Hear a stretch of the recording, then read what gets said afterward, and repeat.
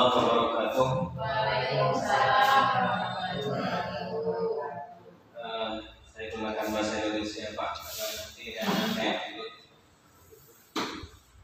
Terima kasih Bapak Ibu atas waktunya.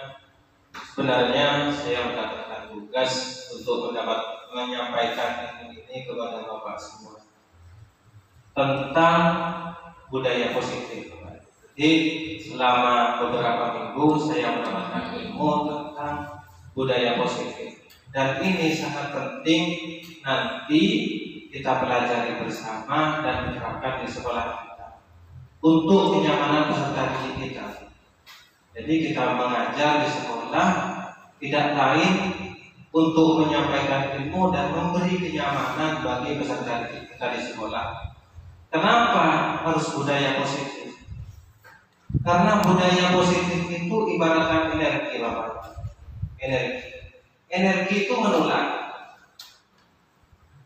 Jadi energi yang kita berikan kepada orang lain itu akan menular. Coba kita misalnya dari rumah dengan wajah mengkerut, otomatis orang di sekeliling kita akan enggan bicara. Takut. Yang akan berbicara sendiri akan takut. Jika kita berhadapan dengan peserta didik dengan wajah yang mengkerut, otomatis mereka juga akan takut. Jadi itu akan ditularkan. Jika ini akan terus-menerus berlangsung, otomatis akan mempengaruhi nanti karakter peserta didik. Jadi diharapkan nanti kita bisa memberikan rasa nyaman setelah kita mempelajari budaya positif ini. Namun sebelum kita masuk kepada materi, kita refleksikan dulu. Saya ada video, Pak. Jadi bagaimana gambaran kita di sekolah, kesamaannya dengan sekolah kita.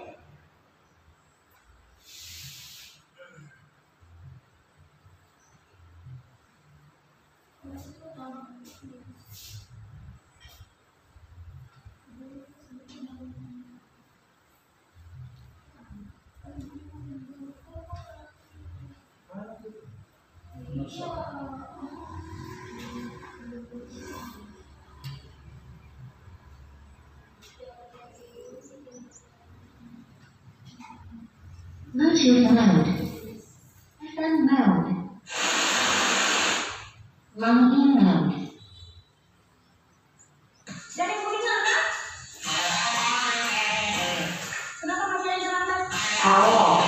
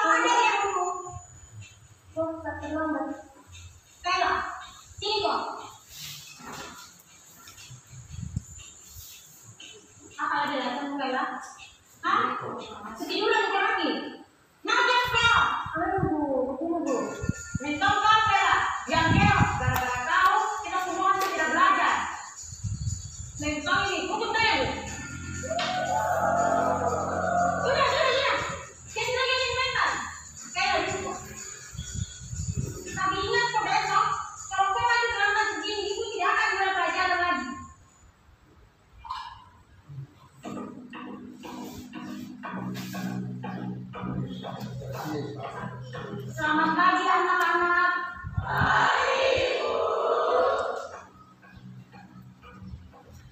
Betul-betul ini kayak lagi. Tidak ada tobat-tobatnya. Kemarin sudah dilempari gara-gara terlambat masuk kelas. Ada yang tahu kemana ya? Tidak usah kayak begini kan? Sepanjang pelajaran minggu hari ini, berhenti terus depan. Nenek terlambat sih.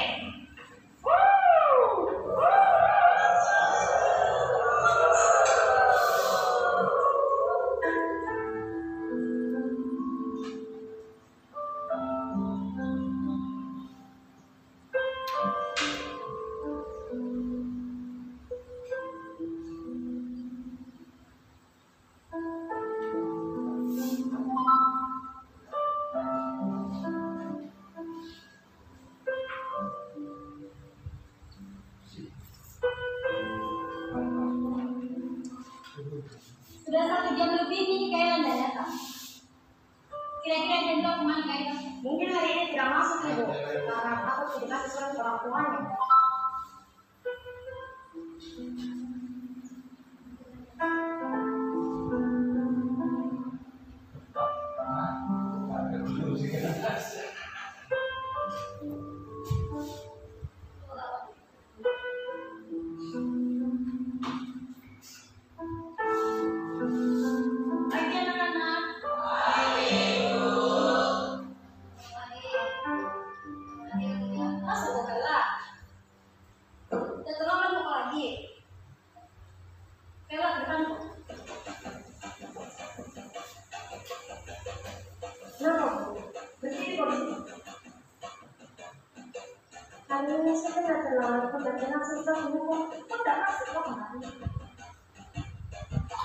Sekarang jelaskan kau pada kita semua di sini, kenapa kau selalu terlambat dan malam kemarin tidak masuk? Kayla, jelaskan kau. Bicara kau. Kayla. Maafkan teman-teman. Karena gara-gara saya, kalian semua gak belajar. Hari pertama, saya terlambat karena mamaku yang berdrama.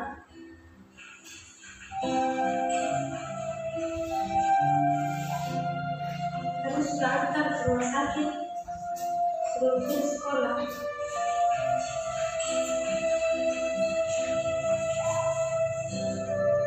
Hari kedua, saya terlambat ke sekolah karena harus ke rumah sakit selalu makan mamaku baru saya ke sekolah.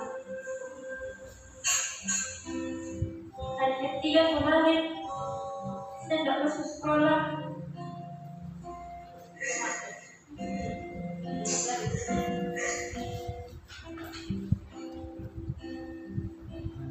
Aku hadirmu muda menjaga kopi kecil dulu. Kita bikin dulu. Apakah tergetar hatimu? Di sini anakmu terjatuh. Tak ada tempatku mengadu. Tangisku dalam sendiriku. Mamaku suruh di sini. Apakah tak masuk sekolah di sini? Saya kira kalian semua melengkapi kak. Lepaskan mas, lepas. Saya kira kita menunggu kak. Hukum mas.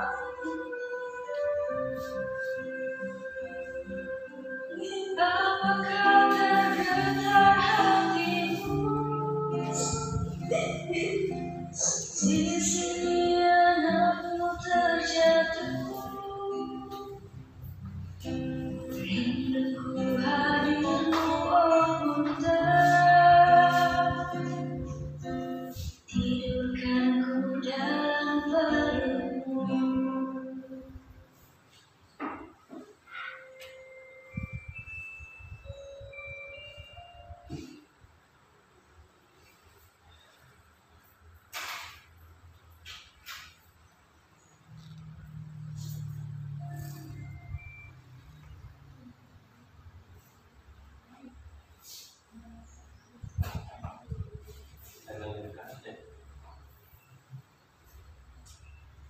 Hour on. Bluetooth mode. Mungkin ada yang bisa merefleksikan dari filmnya tadi, mungkin baru saja merefleksikan bagaimana sampainya kita di sekolah.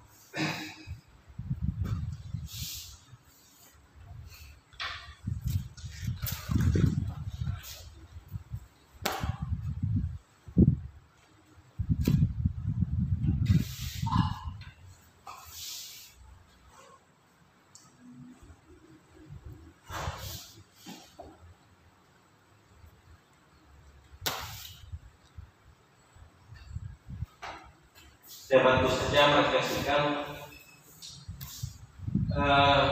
mungkin perasaan kita sama dari ketika film yang tadi.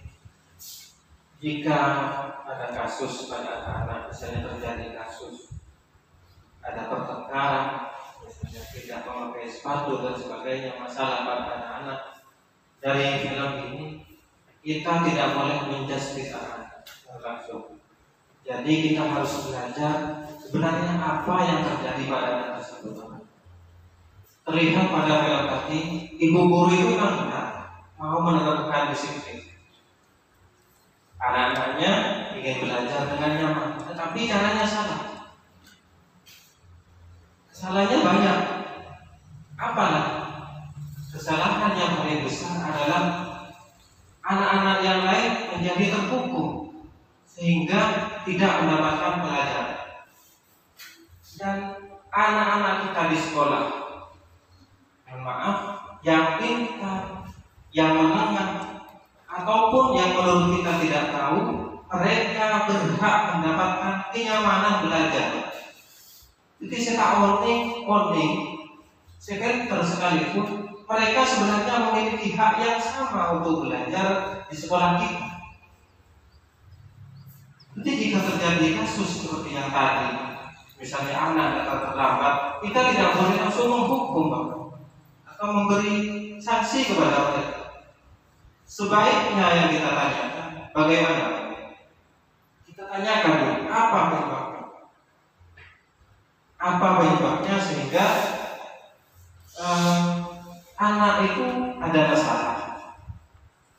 Jadi yang pertama, kita harus menanyakan masalahnya apa, sehingga mereka melakukan seperti itu. Tanya dulu. Jangan-jangan mereka ada hal yang penting memang bagi anak. Tidak semena-mena Bapak.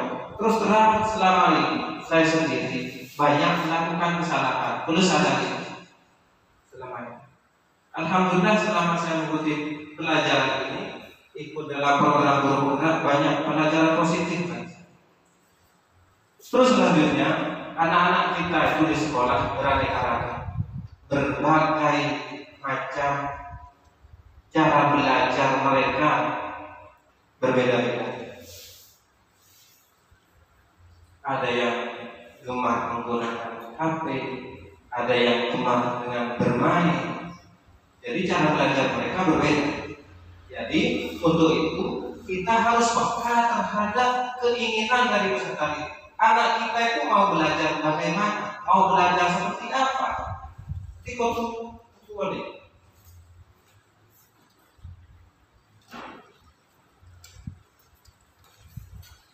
Beberapa topik yang akan saya bahas, akan saya sampaikan. Yang pertama, disiplin positif dan nilai-nilai kebajikan universal.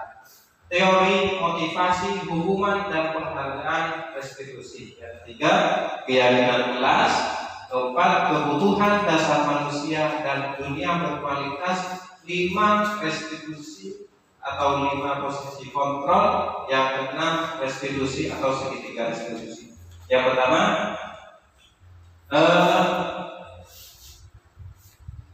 ada pernyataan seperti ini. Hukuman dapat mendisiplinkan anak. Setuju Bapak? Hukuman dapat mendisiplinkan anak. Kira-kira setuju Pak? Tidak. Ya.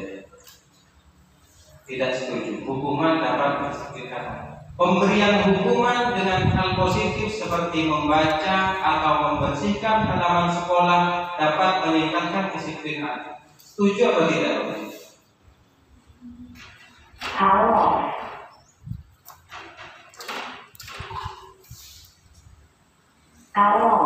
Ya, memberi penghargaan dapat meningkatkan motivasi belajar anak. Setuju atau tidak? Setuju tidak setuju? Jadi kita semua masih menambah. Udah sama. Awalnya kita juga ragu memilih yang mana. Kadang hukuman dapat mendisiplinkan anak. Saya setuju ya. Tapi setelah saya pelajari modul ini, pelajaran ini ternyata beda. Nah, kita pertama, Kita sebagai guru, saya dengan sampean sebagai guru, umpama begini,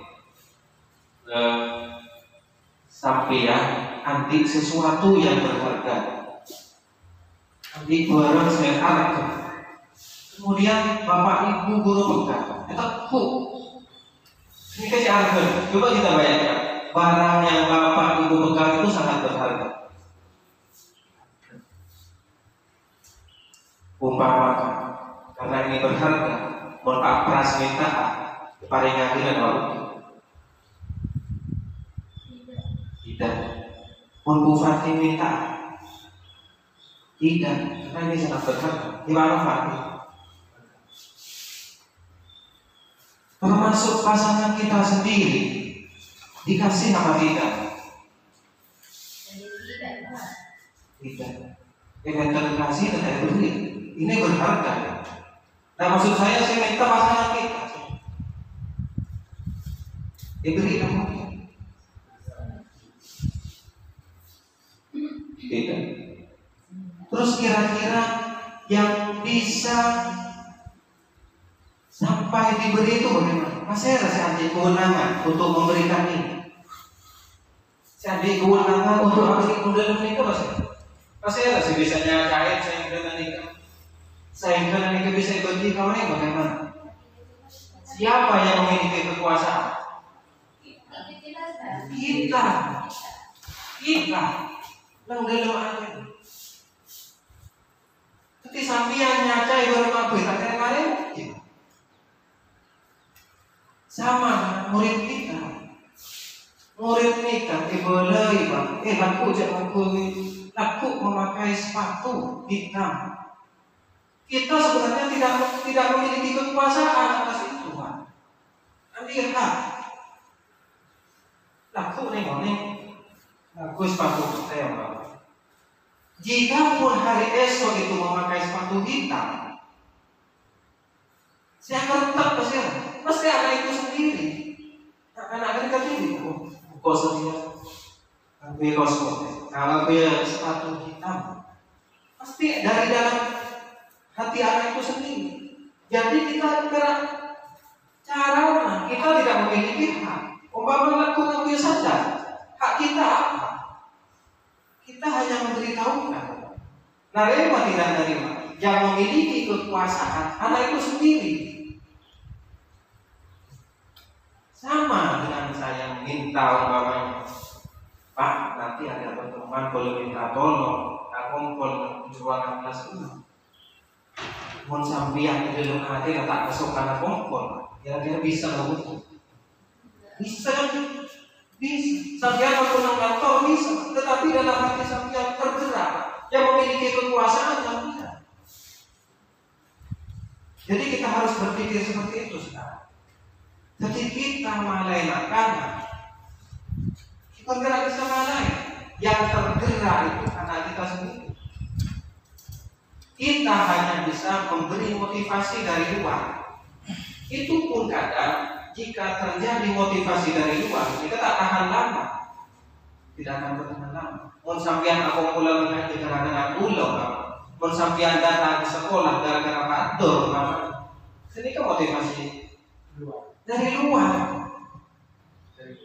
Mun sampean ngajar ke kantor karena gara-gara takut ke kantor, itu motivasi dari luar. Yang menentukan sampean dari akhir sampai. Jadi kita harus belajar bergerak dari dalam. Jadi sama, posisi peserta didik kita sama. Sambian dorongan anak, laku sorongan ikan. Mestinya yang memiliki kekuasaan itu adalah anak kita sendiri.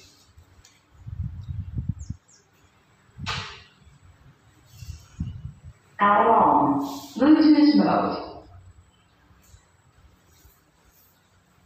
Nah, kita harus berubah dari sekarang. Perubahan paradigma teori kontrol. Ilusi guru mengontrol murid.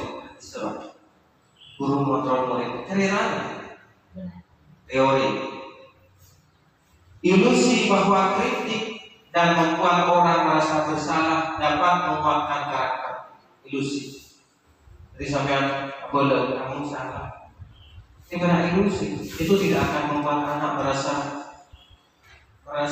menjadi berubah. Ilusi bahwa semua penguatan positif efektif dan bermanfaat. Tidak. Yang dikontrol leku. Si abis itu rahat sampean. Jika pun bila bisa diambil, maka kemungkinan jika itu berharga, kalau oleh mesti bersampean akan diambil. Kesalahan akan terulang lagi. Nah, perubahan paradigma stimulus respon dan teori kontrol. Siapakah sesungguhnya yang memiliki kontrol? Pada stimulus respon, kita mencoba mengubah agar berpandangan sama dengan kita. Jika teori kontrol, kita berusaha memahami pandangan orang tentang dunia. Itu beda. Perilaku buruk dilihat sebagai suatu kesalahan. Jadi sekarang kita harus berubah. Semua perilaku memiliki tujuan.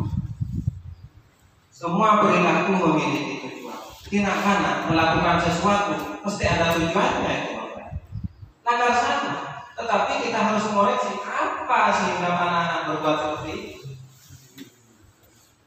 Orang lain bisa mengontrol saya. Itu jika stimulus respon. Tetapi dalam hal yang tadi, hanya Anda yang bisa mengontrol diri Anda. Orang lain tidak bisa. Saya bisa mengontrol orang lain. Itu pada stimulus respon. Anda tidak bisa mengontrol orang lain. Pemaksaan ada pada saat bujukan gagal. Jika teori kontrol, kolaborasi dan konsensus menciptakan pilihan-pilihan baru. Model berpikir menang kalah. Jika teori kontrol, model berpikir menang-menang. Menang-menang itu artinya apa, Bapak Ibu? Menang-menang itu artinya anak-anak dicarikan solusi bersama. Sehingga jika anak-anak itu melakukan kesalahan, kita tidak bisa berbuat banyak jika anak itu tidak mau berubah. Mengada Allah. Sehingga kita nanti tidak ada yang dirugikan. Kita usahakan, kita cari penyelesaiannya dari anak itu sendiri.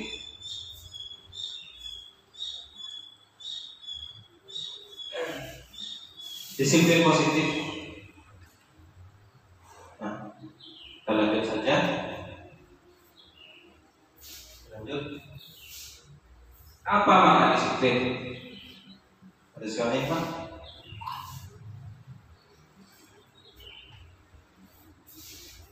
Disiplin itu artinya belajar. Tetapi selama ini kita perhatikan bahwa disiplin itu patuh kepada aturan. Ternyata kita selama ini salah memaknai tentang disiplin. Makna asal kata dari ini berkonotasi dengan disiplin diri dari murid-murid. Itu kata Sokrates kata. Disiplin diri membuat orang menggali potensinya menuju sebuah tujuan apa yang dia hargai. Namun dalam budaya kita makna kata disiplin telah berubah menjadi sesuatu yang dilakukan seseorang pada orang lain untuk mendapatkan kepatuhan.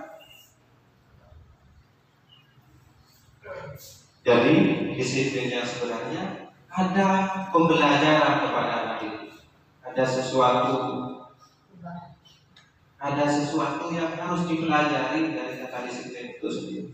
Jadi disiplin itu pendidikan takwa. Disiplin itu mematuhi apa yang dari dalam diri. Kita bangun tidur pagi-pagi, bangun pagi, itu sering kita katakan disiplin.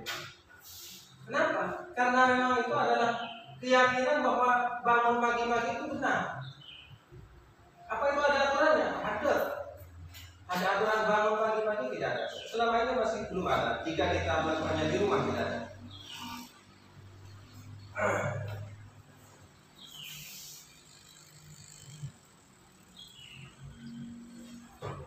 Amin.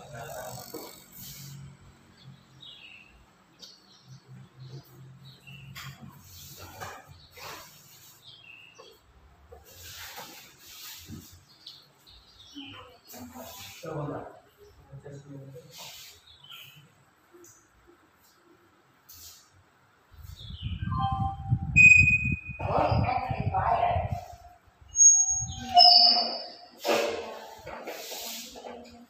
Nilai-nilai kebajikan universal.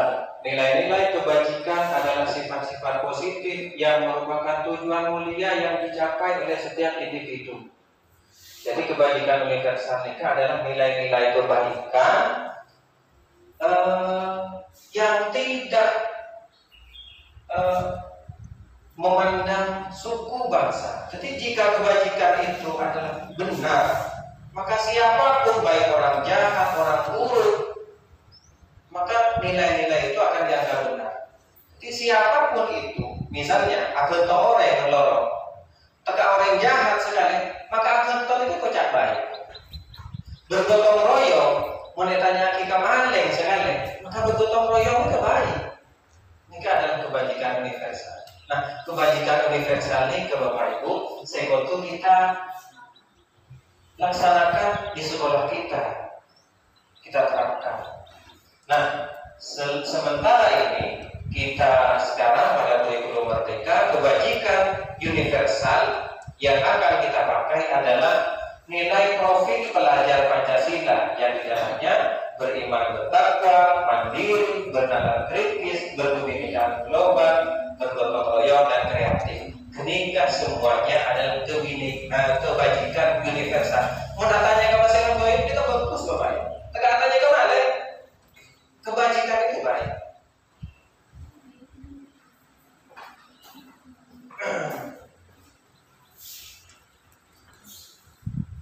Teori motivasi perilaku manusia. Jadi seseorang melakukan sesuatu atau melakukan perbuatan itu pasti ada motivasinya, Bapak Ibu. Apa yang akan terjadi apabila saya tidak melakukannya untuk menghindari ketidaknyamanan atau hukuman? Umpamanya,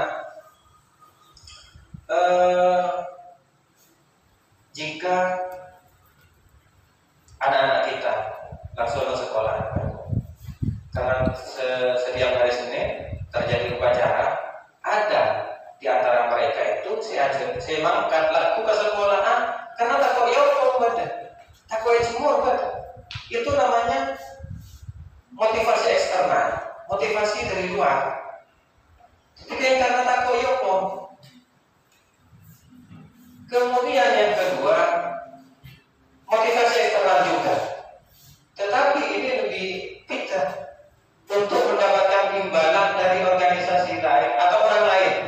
Karena terlalu hadiah. Saya jika datang ke sekolah pagi Bapak Heri beri buku, tanpa beri manisan. Itu motivasi eksternal, motivasi dari luar. Dan yang kita harapkan peserta didik kita adalah memiliki motivasi internal. Saya akan menjadi orang yang seperti apa bila saya melakukannya. Contoh yang paling nampak begini, Pak. Jika saat kita berkendara, Esmenap Bapak Ibu, Esmenap, ajalan dari Gajah berlampu merah laut.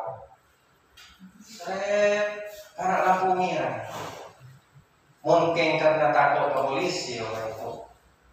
Terima. Mungkin karena takut ke polisi, umpama. Para merah itu tak apa narapos kan itu, narapos. Malah saja di peserta para lampu merah. Jika memiliki motivasi internal, keyakinannya akan beda. Oh, sing Korea mon ala plus lampu merah, khawatir terjadi kecelakaan. Itu lebih kepada menghargai diri sendiri. Ngerti agak tinggi. Oh, saya ini sebagai seseorang yang beradab. Bagaimana sikap saya jika saya tidak menghargai diri saya? Ini kan yang mana motivasi internal dari dalam. Contohnya lagi seperti ini. Nah, karena ibu tuan nama besar. Pak, boleh nama besar Pak. Sebenarnya apa sebenarnya? Tekan nama besar, padahal anak itu tak kira beri hadiah, malahan mencangkulih Pak.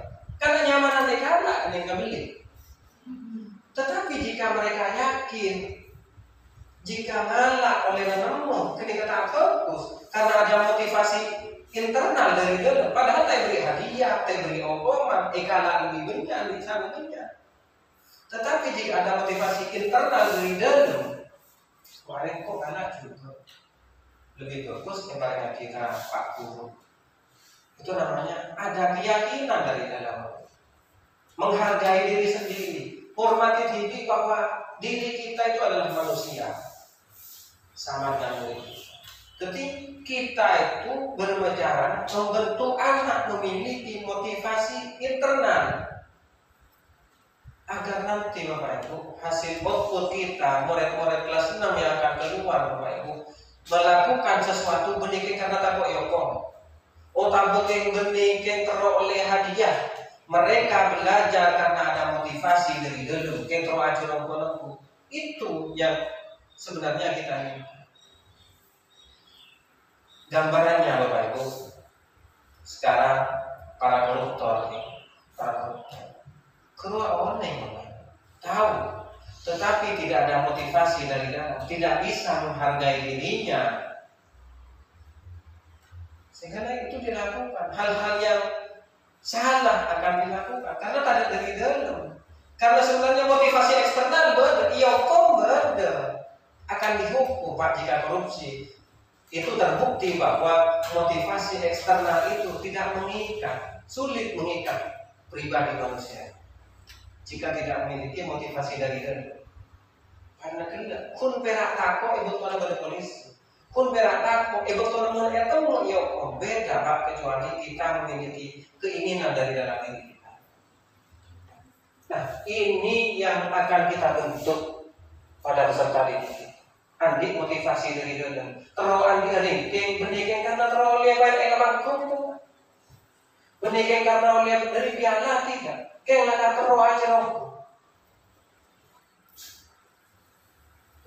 Jadi perilaku manusia bermotivasi eksternal dan internal. Sehingga terlalu adalah motivasi internal. Jika terbentuk motivasi internal dari dalam diri, itu namanya adalah merdeka. Anak didik kita merdeka, termasuk sampeyan ini merdeka. Jika memiliki motivasi dari dalam, mun sampeyan keng karena takut yoko, mak sampeyan lagi katolna, bukan karena takut opo, mak terikat, sampeyan tak merdeka.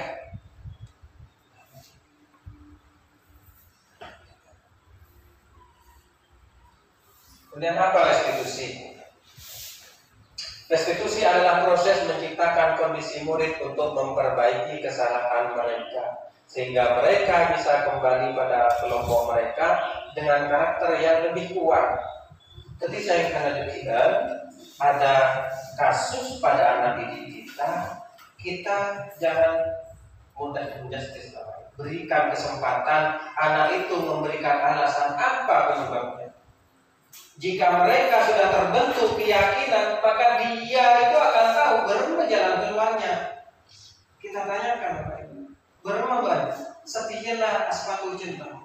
Artinya sudah sesuai dengan keyakinan kamu atau tidak? Mari kita belajar bicara dengan anak melalui dengan perasaan.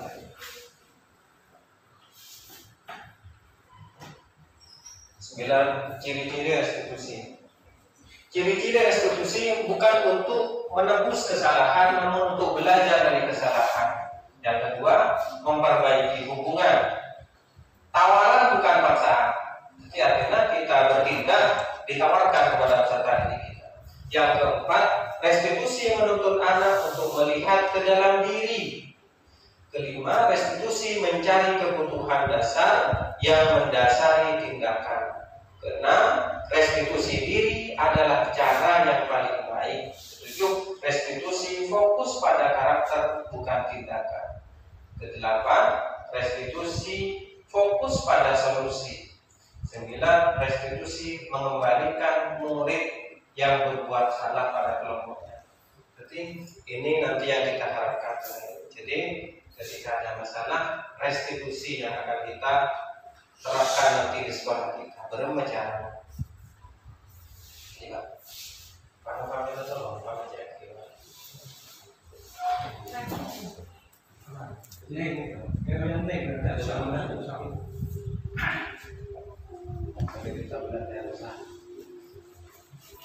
Terus terang pula nyon sama Pak, pula beli rumah tahun, pula dia cuma pula sekolah terhati kesannya. Pula nyon sama Pak dan beri ada. Mengapa tidak peraturan saja? Mengapa harus keyakinan kelas? Mengapa tidak peraturan? Kita baca teks. Mengapa kita memiliki peraturan harus menggunakan helm bila mengendarai kendaraan roda 2? Mungkin karena takut polisi, mungkin karena gelap motivasi dari luar. Jika melakukannya karena untuk menghindari kecelakaan atau menjaga keselamatan diri kita, biar selamat, itu adalah motivasi dari diri, motivasi internal. Yang kedua, mengapa kita memiliki peraturan 3M, menggunakan masker, mencuci tangan, dan menjaga jarak 1,5 meter? Jika karena ada koyokong, kita melihat eksternal. Jika karena ada, ini ada virus yang menular, takut dari dalam, kenik keselesaian apa? Jangan dimantap. Akhirnya akan dipakai itu karena ada keinginan dari dalam. Coba karena ada motivasi dari dalam. Ada Pak Novai, ada kesehatan kita. Karena ada motivasi dari dalam. Mengapa kita memiliki peraturan harus datang tepat waktu pada saat kita mengikuti pelatihan?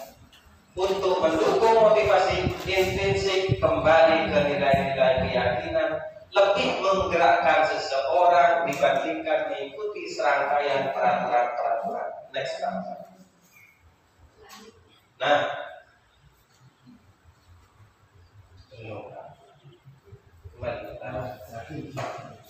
dari peraturan kelas, Bapak Ibu, dari peraturan kelas kita harapkan nanti terbentuk ada keyakinan. Jadi dari peraturan, tetapi kita lebih tekankan kepada keyakinan. Anak-anak datang pagi, anak-anak datang ke sekolah pagi, benar peraturannya datang ke sekolah pagi hari. Nilai-nilai kebajikannya apa Pak waktu datang pagi? Jika karena takut ke peraturan, maka ini kan motivasi dari luar. Jika karena dari dalam, ini kesehatan orang lebih dia. Ini nilai apa? Nilai apa? Nilai disiplin misalnya. Sehingga nanti umpama lagi, misalnya advokat tidak boleh bertengkar, tidak boleh mengambil buku orang lain. Di situ mesti ada nilai-nilai apa misalnya? Nilai-nilai kebaikan apa?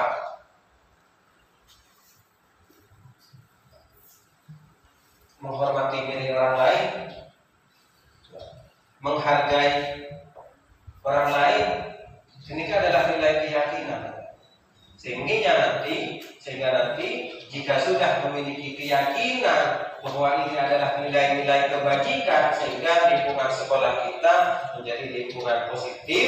Jika itu diterapkan di sekolah, maka sekolah kita akan menjadi lingkungan positif dan berbudaya positif. Belum, makanya kita mulai dari sekarang. Kita tentukan nanti setelah kita belajar keyakinan kelas, kita tentukan selama ini kita mengucap ke sekolah datang pagi pukul 7. Coba buktikan di kelas ada tidak peraturan seperti itu. Menakana ucap cek kelas ada terus apa? Umpama memakai sepatu hitam, kamu bawa kelas pada tulis senang. Jadi nanti dari peraturan kelas kita bentuk menjadi keyakinan. Keyakinan ini lebih sempurna daripada peraturan. Jadi disimpulkan menjadi keyakinan. Teks tambah. Nah, itu perbedaannya. Kira-kira yang mana yang menjadi keyakinan? Awalnya ada peraturan kelas, ada peraturan kelas. Datang tepat waktu, mengucapkan salah. Peraturan apa keyakinan? Jika lahirnya dari eksternal, beranggapan itu peraturan. Peraturan. Jika lahirnya dari dalam, itu keyakinan. Keyakinan. Nah, saya sampaikan Bapak Ibu, bagian timur nikah adalah peraturan. Peraturan. Karena belum muncul nilai keyakinan. Sekocak nilai kenapa? Sesuatu yang berharga. Yang berharga. Misal datang tepat waktu mengucapkan salam. Salam itu hubungannya dengan orang lain. Jadi kita nanti membuat keyakinan kelas, kami guru dan murid yang saling menyayangi. Jika saling menyayangi, mencakup semuanya.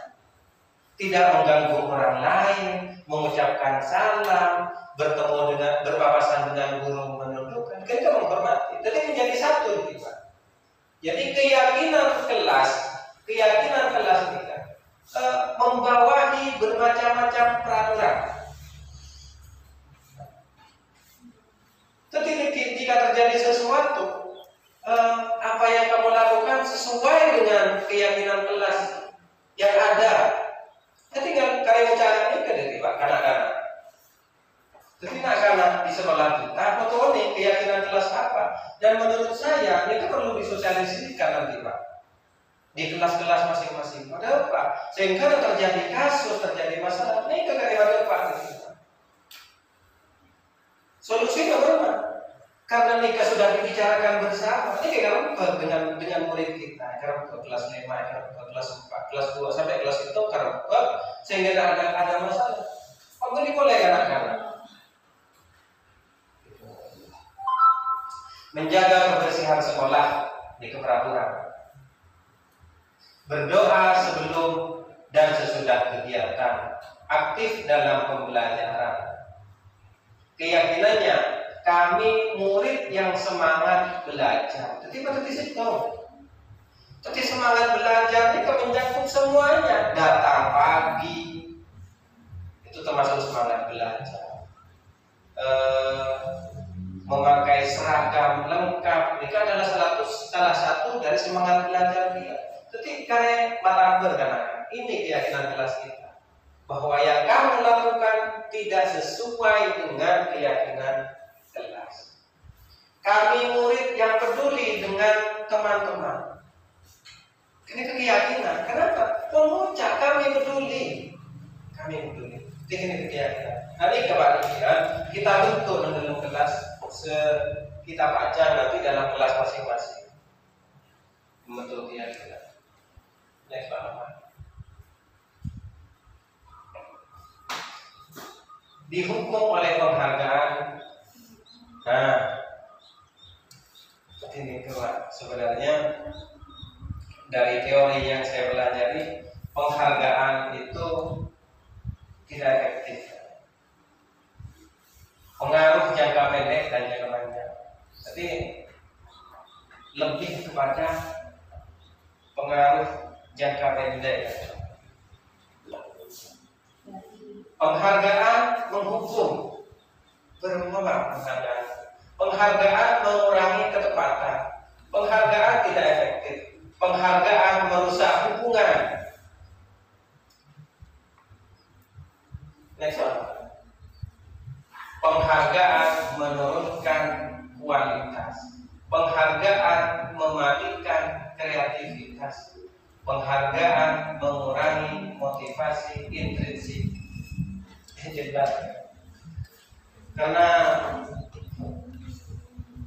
banyak Pak penyakit dampak negatifnya jika anak-anak itu terikat dan terlalu menginginkan penghargaan pulang harus nomor satu. Jadi mereka itu kadang-kadang bisa saja nanti melakukan segala cara karena takwa ini bisa saja hal-hal yang tidak baik akan dilakukan untuk mendapatkan itu. Kemudian nanti bisa merusak hubungan. Maka kalau kemarin belajar, kalau sebenarnya tak setuju di awalnya, tapi setelah saya pikir-pikir bisa juga nanti akan merusak hubungan karena saya tak oleh bapak itu, saya tak oleh penghargaan, bansi oleh penghargaan, dan itu kadang bisa saja nanti menimbulkan konflik atau karena tak nampak kan, tapi ada kok makna ini. Kena kalau apa atau reaksi itu akan merusak hubungan. Ada yang seperti itu.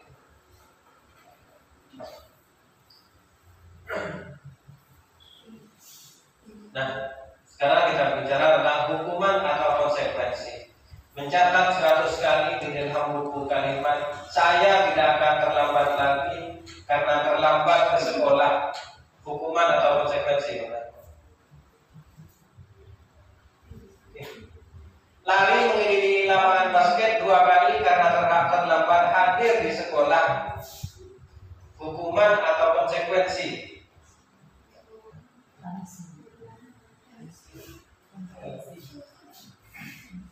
Murid diminta untuk push up 15 kali karena tidak menggunakan masker ke sekolah.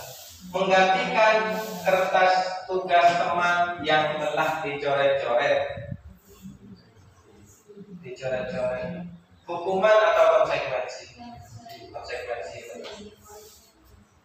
Membersihkan tumpahan air di meja tulis karena tersenggol pada saat belajar. Konsekuensi. Murid disuruh mengenakan sepatu seharian di sekolah karena tidak mengenakan sepatu hitam. Lari mengelilingi lapangan basket 2 kali karena terlambat 10 menit untuk pelajaran video call. Next Pak. Ini gak mungkin Pak. Kembali Pak. Konsekuensi Pak video call. Ini hukuman. Berarti konsekuensi sudah ada kesepakatan. Nah, mau konsekuensi beri kesepakatan antara guru dan murid, dan ini lebih lebih berhubungan lebih daripada hukuman. Kadang-kadang kasusnya seperti ini. Nah, karena tak ngakui sepatu hitam, mereka nikah apalagi Pak kalian lapangan. Korelasinya apa Pak? Hubungannya apa? Kan ada hubungan sekali? Tidak ada. Gopul kan tak harus sepatu jeliau apa sama dia. Dampaknya apa? Motivasinya apa? Ini kan keliru ya. Pada kasus juga seperti ini. Nah, karena tidak mengerjakan PR, pas ke Surabaya jeliman lembar. Korelasinya apa? Apakah membaca itu suatu ketidaknyamanan sampai baca di omongan?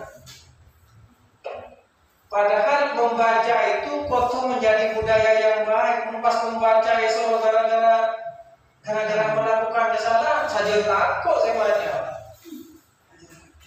Jadi kita membuat restitusi itu harus ada korelasinya. Kotu berhubungan. Mau ada hubungan akan saja oke, bocor akan ada kan. Engkau padahal salah nanya, ayo kau dengan ini hubungan apa? Kulaku ini bisa mikir,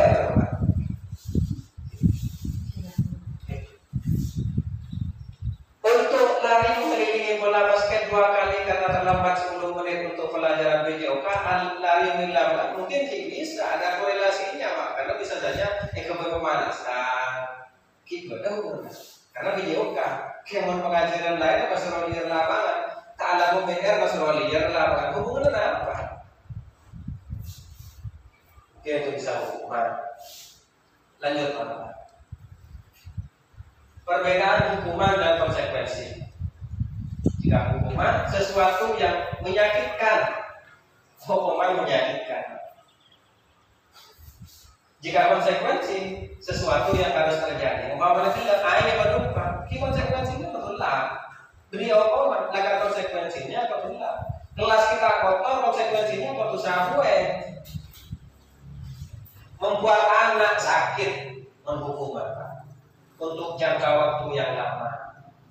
Yang konsekuensi membuat anak merasa tidak nyaman dalam jangka waktu pendek. Jadi konsekuensi karena sudah kesepakatan, jadi sakit sampai saja. Kemun okoman Pak, ini sampai masuk hati Pak ya. Boleh sampai ingat sampai sorga. Saya sampai waktu beliau tahu yang pukul ini. Dan itu melekat sampai sekarang. Melekat sampai sekarang. Belum ada yang terbaku. Karena belum nyeletuk untuk mereka. Dan mungkin bisa kita pelajari. Mungkin saja ini karena ada karena nilai positifnya kita ajarkan. Karena energi positifnya kita keluar. Furuan di masalah yang mana bukan mau aja mau lakukan. Jadi ini jangan sampai terjadi pada kita. Kita di masalah yang mana murid di rumah. Jangan sampai Pak. Kita harus bisa memisahkan antara keadaan di rumah dan keadaan di sekolah. Nah sekolahan murid terlalu nyaman itu adalah tugas kita. Hukuman anak membenci kedisiplinan saja benci disiplin kamu nyokong. Yang konsekuensi anak menghargai disiplin. Jika hukuman paksaan lebih dipaksa, lebih satu arah kepada guru yang memberikan hukuman, itu murid. Jika konsekuensi stimulus atau tanggapan, hukuman mendorong anak menyakiti diri sendiri. Ya, konsekuensi mendorong anak agar mudah menyesuaikan diri. Konsep diri yang buruk, jika konsekuensi, konsep diri yang baik. Jika hukuman, anak belajar untuk menyembunyikan kesalahan. Kadang-kadang hukuman, anak-anak saya tak ngaku, ini sebenarnya bisa kita terapkan di sekolah, di rumah, Pak. Di rumah kita. Jika kita menghadapi anak-anak kita, anak kasar, kamu cenderung kadang leceh. Beda dengan konsekuensi. Jika konsekuensi, engkau mengari, ya kaki engkau berubah dari ya. Engkau menggulat, ku tak jaga laku, benar-benar tak kira sanggup dengan konsekuensi. Tahu lah, anak-anak kita sudah tahu, anak di rumah kita sudah tahu konsekuensinya. Jadi tak kira leceh boleh. Marah, rasa bersalah, dipermalukan, merasa tidak dihargai, itu berhukuman. Ini pastilah kula akui. Konsekuensi kehilangan hak, dibuat tidak nyaman, diasingkan untuk sementara. Timbul konsekuensi kan dalam jangka pendek. Lanjut. Kebutuhan dasar manusia.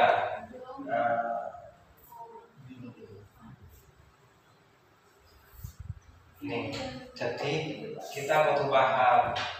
Karena nikah melakukan sesuatu nikah. Apa sebabnya? Ada yang karena kasih sayang. Umpamanya, karena datang terlambat. Karena tete jelek banteng sekolah. Karena kan butuh kasih sayang.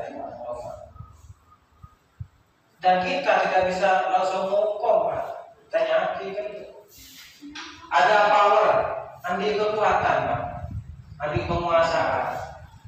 Ini kan ada ikhlas. Nikah bukan aku sempit, Pak. Sehingga sampai apakah? Kenapa? Mereka itu ingin diakui, contoh saya itu kuat, saya itu bisa berkuasa. Itulah kan kebutuhan dasar, Pak. Kebutuhan dasar. Kebutuhan hidup. Umpamanya, karena tak belum masuk ke kelas, karena beliau yang mana tak nyarap terus, saya kena masuk ke kelas menjadi terlambat. Itu kebutuhan, Pak. Kebutuhan. Fun, kesenangan. Jadi anak yang karena senang, ada kebebasan. Jadi anak-anak ada ingin bebas. Jadi semuanya ini adalah dasar-dasar kebutuhan manusia. Dan ini menjadi penyebab melakukan sesuatu. Lanjut Pak.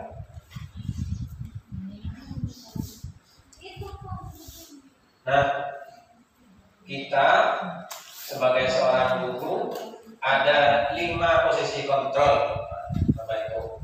Jadi benar 5 cara kita menghadapi siswa. Yang pertama dengan cara menghukum. Ini kejam Pak. Menghardik, menunjuk-nunjuk, menyakiti, menyindir, kemana-mana tanpa mendengarkan alasan dari peserta didik kita mau pada terlambat langsung atau yoko malirap. Sehingga apa dampaknya? Pada kemarin terjadian sehingga ada rasa dendam. Sehingga karena merasa dihukum langsung yoko berturun kancan si lain yang mau. Karena tak bisa malas juga guru tak bisa. Murid si lain ya kok tampiasna. Ini ketika menghukum. Kemudian yang kedua, posisi kontrol membuat orang merasa bersalah. Membuat orang merasa bersalah. Jadi pada posisi ini membuat anak-anak itu merasa salah. Jadi anak-anak itu menjadi rendah diri, tidak ada harganya, merasa bersalah. Adalah posisi kontrol sebagai teman. Jadi memposisikan anak-anak sama dengan kita. Dan dampaknya nikah kurang nyaman dia Pak. Karena nikah muncul saya menanggapi nikah belum tentu terjadi kepapras yang mengatasinya. Jika posisinya sebagai teman, mau beragak pun, anak-anak sekarang beragak pun, tak kepapras. Karena saya menjadi teman, saya menjadi teman Pak Noval, sehingga sifat anak-anak, karakter anak-anak itu Pak, karena pulang, jadi nyamannya terpulang, nggak papras, enggak, karena kalau papras tak dari temannya, jadi kata nyaman. Ada posisi kontrol sebagai pemantau. Posisi pemantau ini tidak mengingatkan anak-anak apa konsekuensinya, apa hukumannya, kerjanya apa, tak urus kan mainnya. Nah, yang perlu kita terapkan adalah posisi kontrol sebagai manajer. Lanjut Pak.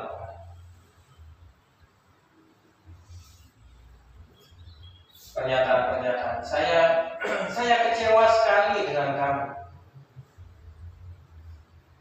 Jika saya mengatakan Pak Guru, jika posisi seperti ini, hukuman atau apa? Teman, kita lihat yang ini. Kamu tidak pernah benar melakukannya. Ayolah lakukan demi ibu bapak. Ini merasa bersalah, membuat anak merasa bersalah. Apakah kamu mau mendapatkan stiker bintang hari ini? Bagaimana kamu bisa menyelesaikan masalah ini? Ini lebih kepada penawaran. Kamu selalu yang paling terakhir. Lanjut Pak. Saya kecewa sekali dengan kamu, membuat orang merasa bersalah. Kamu tidak pernah benar melakukannya. Ini menghukum Pak. Jadi tak adanya. Ayolah lakukan ibu bapak teman. Apakah kamu mau mendapatkan stiker bintang hari ini? Ini pemantau. Bagaimana kamu bisa menyelesaikan masalah ini? Itu manajer. Kamu selalu yang paling terakhir. Ini penghukum. Tangan mesti menghukum. Lanjut.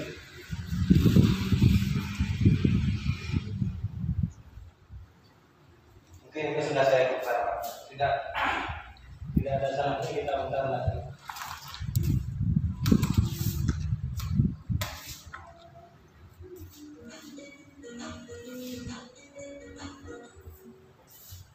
Salam bahagia ibu dan bapak guru hebat. Dalam penerapan disiplin positif institusi, salah satu program yang dikembangkan adalah 5 posisi kontrol. 5 posisi kontrol dalam restitusi adalah proses perjalanan seorang pendidik agar dapat mengenali dirinya. Pada video kali ini, kita akan membahas tentang 5 posisi kontrol yang dikembangkan oleh Diane Dawson dan contoh penerapannya.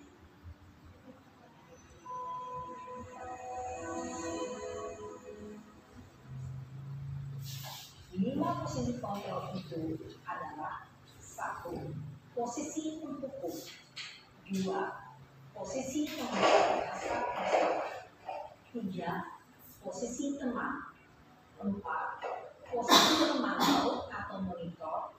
Dan 5. Posisi manajer.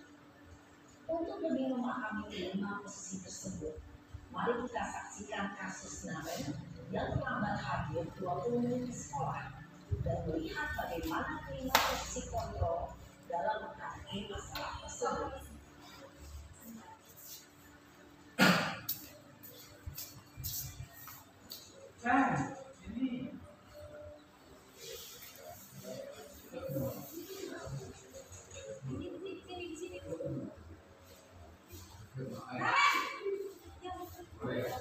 Sini kamu.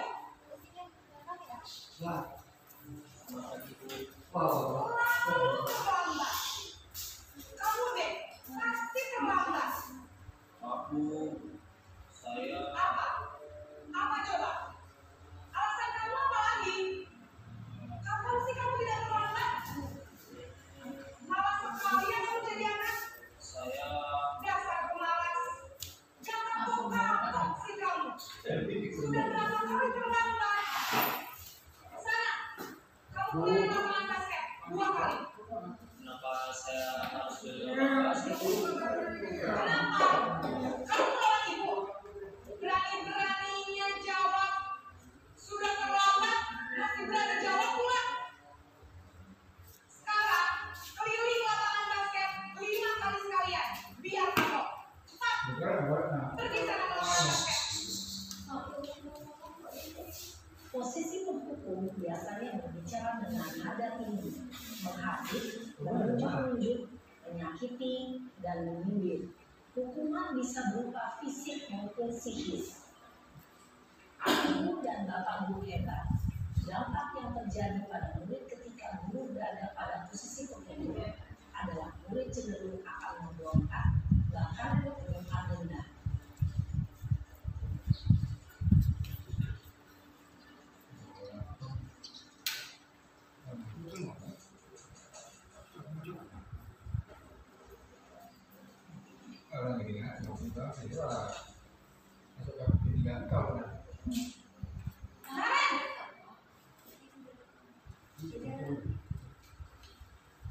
Selamat pagi, Bu. Naren. Kamu kenapa terlambat lagi, nak? Ya Tuhan, Naren. Kamu senang ya bikin ibu susah ya? Kalau kamu terlambat lagi, nanti ibu yang ditegur bapak kepala sekolah, nak. Disangka ibu tidak bisa membina kamu. Duh, gimana ini? Maaf, Bu. Duh, Gusti Naren. Kamu suka ya kalau ibu tegur bapak kepala sekolah? Terus, sekarang ibu harus tulis apa ya ibu absen? Ini kamu sudah sering terlambat loh. Ibu harus apa coba? Bu, maaf sekali. Ya sudah, lain kali jangan bikin ibu susah lagi ya nak ya. Ibu tidak akan kuat lagi kalau kamu gini terus. Bisa jantungan kalau ibu tegur bapak kepala sekolah. Sana cepat kelas. Maaf ya, Bu. Maaf sekali.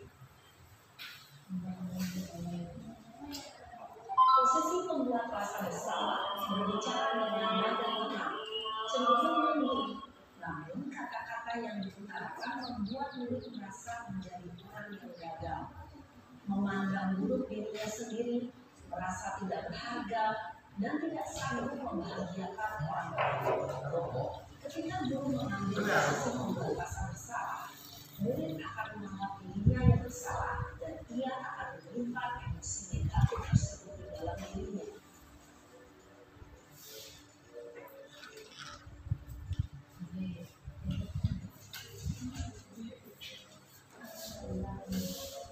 Sudah.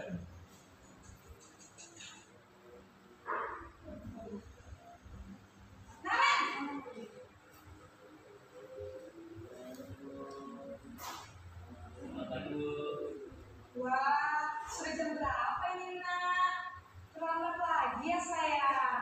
Iya Bu, habis ibu saya membangunkan saya Bu. Kamu malah menyalahkan ibu kamu. Kamu bukannya anak yang lain kencang. Kok terlambat sih? Iya Bu, saya memang terlambat bangun tadi. Jadi biarpun saya lari kencang, tetap gak terkejar Bu. Ya sudah sana. Nanti lain kali larinya lebih kencang lagi ya. Biar gak terlambat lagi. Bikin senang ibu demi ibu. Bisa kan? Bisa lah Bu. Ya sudah sana masuk kelas. Ibu beresin urusan absen kamu. Kamu ini ada-ada saja. Baik, dalam kesimpulan, guru berbicara tentang keselamatan cenderung bersifat menjaga suasana santai. Murid akan merasa senang akan menemukan akar dan identitas yang jelas akan sukses atau hasil karena itu masih dilakukan eksternal, maka ada faktor ketergantungan dari murid kepada orang tertentu. Di sini guru absennya tidak ulang waktu, murid bisa berperilaku baik, namun hanya pada orang-orang tertentu saja.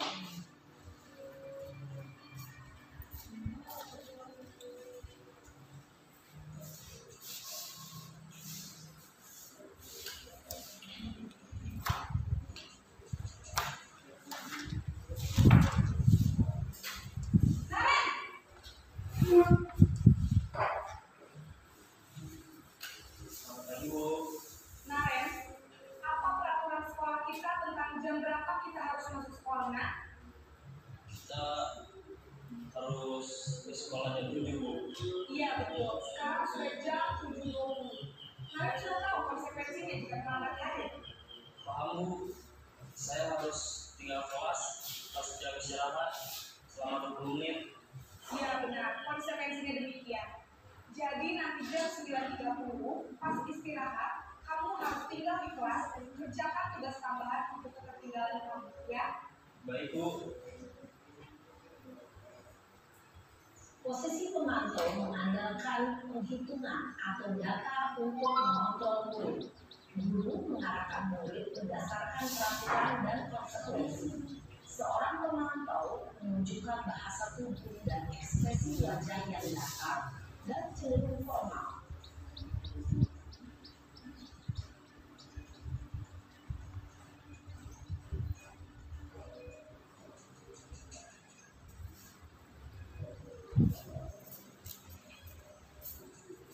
Sebenarnya pemantau adalah bagian dari manajer ya. Sebagian. Selamat pagi Bu. Selamat pagi, Naren. Maaf Bu, saya terlambat. Iya, sekolah masuknya jam 7, sekarang sudah jam 7.20. Jadi sekarang bagaimana ya, Naren?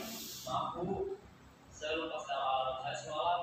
Baiklah, menurut kamu, keyakinan sekolah yang mana yang perlu kamu tingkatkan? Menghargai diri sendiri dan orang lain mungkin ya Bu. Setuju.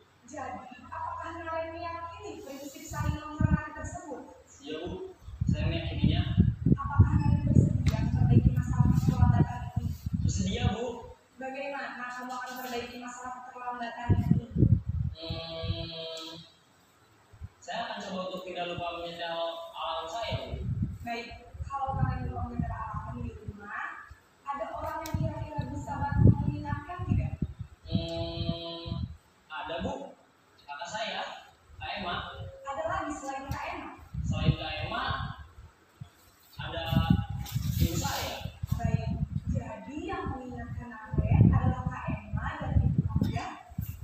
Kira-kira akan mulai alarm kapan ya, Naren? Setelah pulang sekolah, akan segera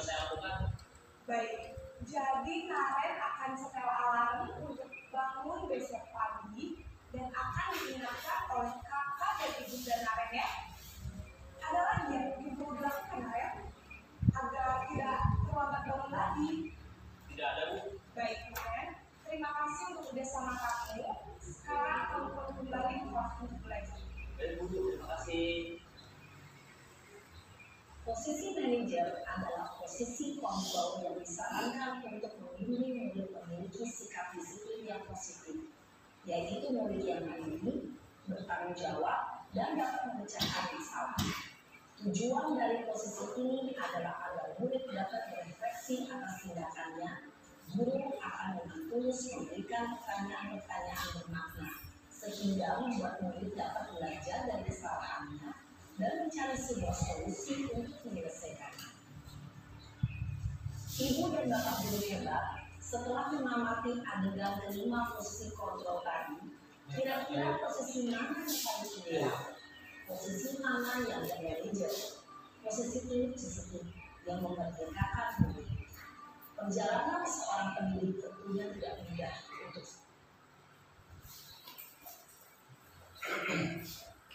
Nah, tentunya kita lihat bersama bahwa posisi kontrol yang ideal paling bagus adalah posisi kontrol sebagai manajer. Jadi anak-anak diberi penarian, ya tarian itu berapa solusi saja.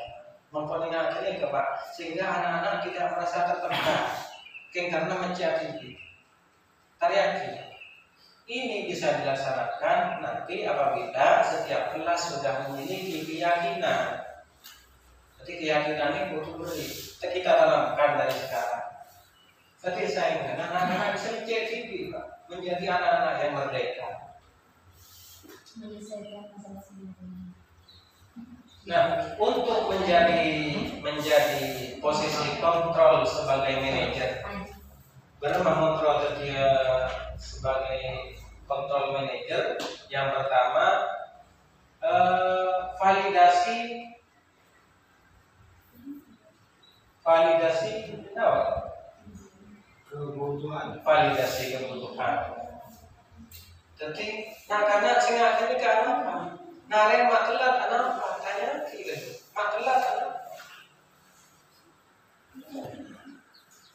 Adakah cara yang lebih baik atau efektif untuk mendapatkan apa yang kau butuhkan? Bisa enggak untuk melakukan yang lebih baik? Kemudian yang kedua, menstabilkan identitas supaya itu. Jadi kita sampaikan bahwa semua orang itu pasti pernah melakukan kesalahan. Tidak luput anak didik kita. Saya pribadi banyak kesalahan dan anak-anak. Setiap orang pasti pernah melakukan kesalahan. Atau bisa dengan mengatakan kamu bukan satu-satunya yang pernah melakukan ini. Beri pemahaman paling anak stabil. Monte mengatakan ini kebangun tema stabil maka menggila saja. Terbangun ini kau lupa. Yang jelek. Kemudian setelah kita menstabilkan identitas, akan dalam keadaan normal, santai, sehingga kita tanyakan keyakinan nilai-nilai apa yang seharusnya kita terapkan, nilai-nilai keyakinan apa yang telah dilakukan hari-hari, sehingga bagaimana cara memperbaikinya kita berikan penawaran kepada peserta didik. Pada posisi menstabilkan identitas, jadi sebagai manajer nih, kamu udah telur langkah untuk jadi manajer udah telur kan. Yang pertama, menstabilkan identitas dulu. Misalnya guru berkata, berbuat salah itu hal yang manusiawi. Tidak ada manusia yang sempurna. Ini contohnya. Contoh, kita pasti bisa menyelesaikan permasalahan ini. Umpamanya buku anak-anak sempit, umpamanya anak-anak atau kan mesti Singapura. Beni kulo Pak. Jadi saya tanya lagi, siapa jalannya kan? Tak kena aku Pak. Tak kena aku. Jadi katakan saja kita akan menyelesaikan permasalahan ini. Atau Bapak tidak tertarik untuk mencari siapa yang benar, siapa yang salah. Bapak tertarik untuk menyelesaikan masalah. Jadi umpama anak-anak tokar, maupun beli, kita kembalikan kepada keyakinan yang mana yang telah kamu lakukan. Maupun belikan ini Pak. Apa rasa tinggi itu ya? Kalau kamu menyerahkan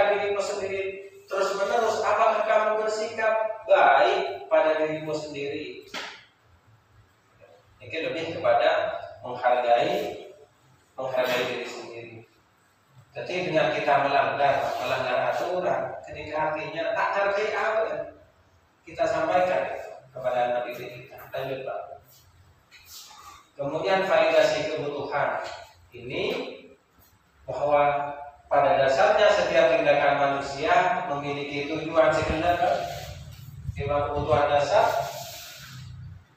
power, kekuasaan, kasih sayang, kesenangan, dan bebasan. Dengan validasi kebutuhan, misalnya guru bisa berkata, kamu bisa saja kan melakukan hal yang lebih buruk, tapi kamu tidak melakukannya kan? Umpama nanti kayak boleh bahkan anak-anak saruka, umpama sampai akhirnya sampai minggu, bukan bisa kan lebih salah dari dia. Umpama sampai nangis, bukan bisa kan melakukan yang lebih dari itu, tetapi kamu tidak melakukannya, bisa. Kita sampaikan itu. Kemudian apa yang penting bagi kamu? Jadi kayak tanya, nah karena kamu melakukan itu karena kebutuhan apa? Apakah kamu bisa melakukannya lebih baik besok lagi? Kita yakin. Lanjut Pak. Kemudian kita kembalikan kepada keyakinan. Apa nilai yang kita percaya? Itu berarti Pak. Kamu ingin jadi anak yang seperti apa? Betul atau tidak anak sebagaimana? Saya yakin mesti Pak. Ini kata anak-anak sebelah, anak-anak sebelah tersentuh pasti ngucap terus terus Pak. Menikah beli begini anak-anak. Saya yakin sedikit demi sedikit sadar dari seperti itu. Apa yang kamu rasakan ketika kamu melakukan itu? Kamu menjadi orang yang seperti apa? Mengenai fokus kira-kira laku berapa? Udah tanya ke Yudis, Pak. Udah tanya ke Oni, masih coba berdasarkan Oni. Ya tanya ke terus terkirim fokus, udah boleh mulai. Tanya ke terus terkirim fokus, Pak. Yudis. Jadi terkait tanya ke kesemelan saya tak terus terkirim jahat. Kamu merasa berpuasa, melampiaskannya bikin kelas. Aku berpuasa. Powernya. Yang benar. Bisa, karena orang kasih sayang itu sebenarnya kita carikan solusinya, solusi bersama. Lanjut Pak.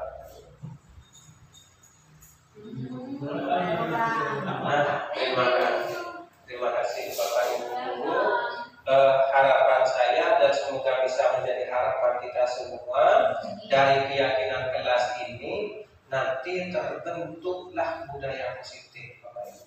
Beremaja kita buat keyakinan kelas dulu. Kita buat dari aturan apa yang cocok pada kelas kita masing-masing. Kita tempelkan sabar di kelas bersama. Agar sehingga nanti kita bisa kembalikan solusinya kepada anak-anak. Karena sampai terus terjadi apa? Kita kembalikan lagi kepada mereka.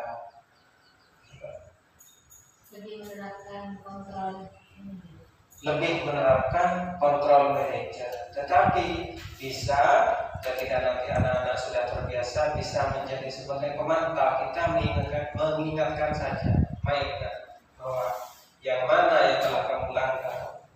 Tak ingat tentang kelas ada keyakinan seperti ini. Itu sebagai memantau anak didik kita. Berdasarkannya kita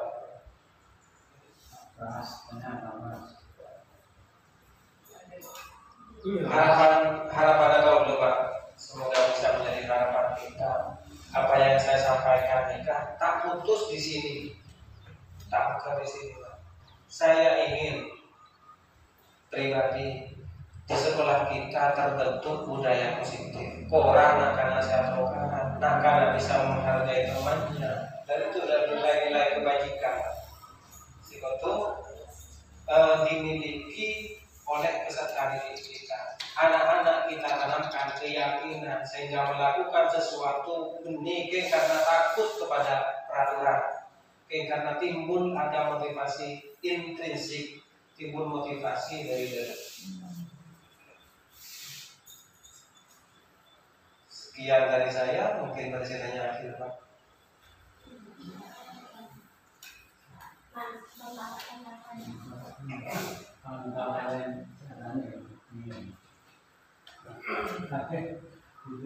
Jika ada pertanyaan mungkin nanti bisa bincang-bincang santai itu selanjutnya kantor Pak. Karena kantor kita di kantor adalah wadah tempat kita berkolaborasi. Ada jabar bagaimana mengatasi masalah pada peserta didik kita. Saya yakin Pak dari kelas itu sampai kelas 6 pasti ada masalah. Pasti ada masalah dari sekian banyak siswa kita. Dan untuk memecahkannya, kantor juga kita keras. Mau ada masalah kita sharing Pak. Kita tebarkan energi positif Pak. Energi positif ini kan sedangkan dalam menolak. Mun sampean mau setakwa saja.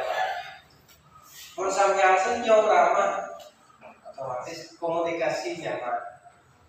Untuk menciptakan itu, ini adalah kolaborasi kita menjaga bersama kantor. Sekian, terima kasih sebanyak-banyaknya atas waktunya menyempatkan akumpul kantor. Nyuwun sepora. Assalamualaikum warahmatullahi wabarakatuh. Waalaikumsalam warahmatullahi wabarakatuh. Doa mulai.